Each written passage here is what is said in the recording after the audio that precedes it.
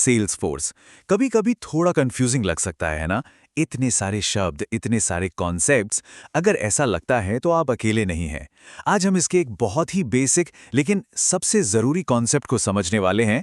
एक फील्ड और एक रिकॉर्ड में आखिर फ़र्क क्या है। चलिए इसे एकदम आसान बनाते हैं। तो सबसे बड़ा सवाल, सेल्स फोर्स में एक फील्ड और एक रिकॉर्ड के बीच असली अंतर क्या है? ये एक ऐसी चीज है जहां बहुत से लोग शुरुआत में अटक जाते हैं। लेकिन फिक्र मत कीजिए, आज हम इस कंफ्यूजन को हमेशा के लिए खत्म कर देंगे। चलिए इसको बिल्कुल बेसिक से समझते हैं। सोचिए कि हम कोई चीज बना रहे हैं तो हमें सबसे पहले उसका ढांचा चाहिए होगा। सेल्स फोर्स में वो ढांचा है फील्ड्स।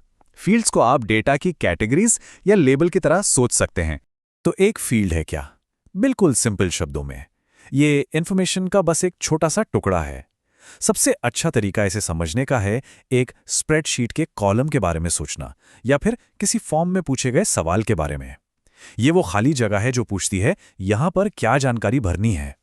जरा यहां देखिए, स्क्रीन पर सिर्फ टाइटल्स दिख रहे हैं।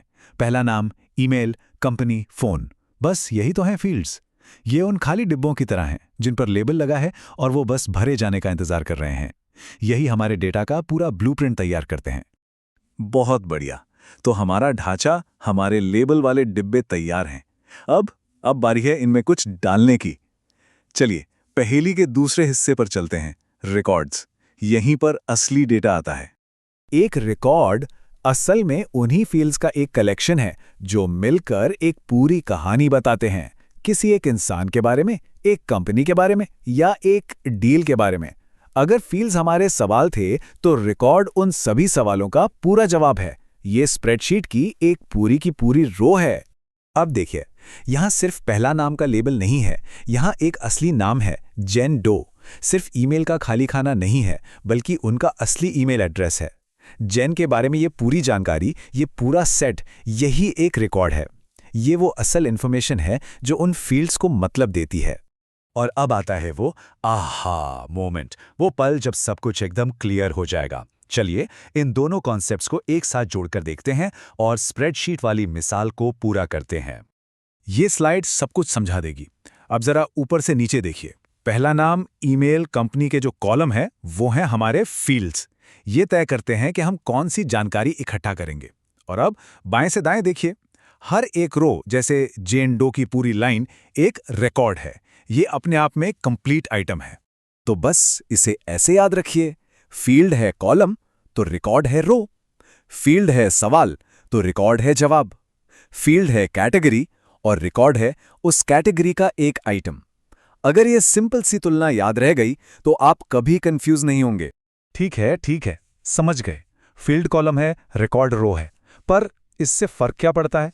असली दुनिया में सेल्सफोर्स इस्तेमाल करते वक्त ये जानना इतना जरूरी क्यों है? इसकी 3 बहुत बड़ी वजह हैं। सबसे पहले, डेटा की क्वालिटी। अगर आपके फील्ड्स ठीक से डिफाइन नहीं है तो डेटा में कचरा भर जाएगा, सिंपल। दूसरा, सही रिपोर्टिंग। आपकी रिपोर्ट्स तभी काम की हैं जब वो सही फील्ड से डेटा खींच रही हों। गलत फील्ड मतलब गलत रिपोर्ट। और तीसरा और सबसे मजेदार, ऑटोमेशन। जब कोई डील एक खास स्टेज पर पहुंचती है तो एक ईमेल अपने आप चला जाए। ये तभी होगा जब उस रिकॉर्ड के एक खास फील्ड की वैल्यू बदलेगी। इसके बिना कोई जादू नहीं होगा। और इस सब का निचोड़ इस एक लाइन में है।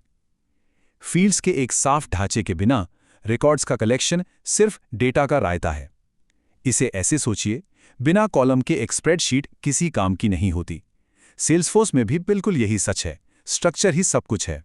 तो अब जब हमने फील्ड्स और रिकॉर्ड्स की मिस्ट्री सॉल्व कर ली है, हमने सेल्सफोर्स की नींव को समझ लिया है। और इस पहेली का अगला टुकड़ा यह है कि ये फील्ड्स और रिकॉर्ड्स आखिर रहते कहाँ हैं? ये रहते हैं ऑब्जेक्ट्स में। और ये हमें हमारे अगले बड़े सवाल पर ले आता है, स्टैंडर्ड और कस्टम ऑब्जेक्ट्स में क्या फर्क है? पर वो कहानी अगली बार के लिए। हमारे साथ जुड़ने के लिए धन्यवाद।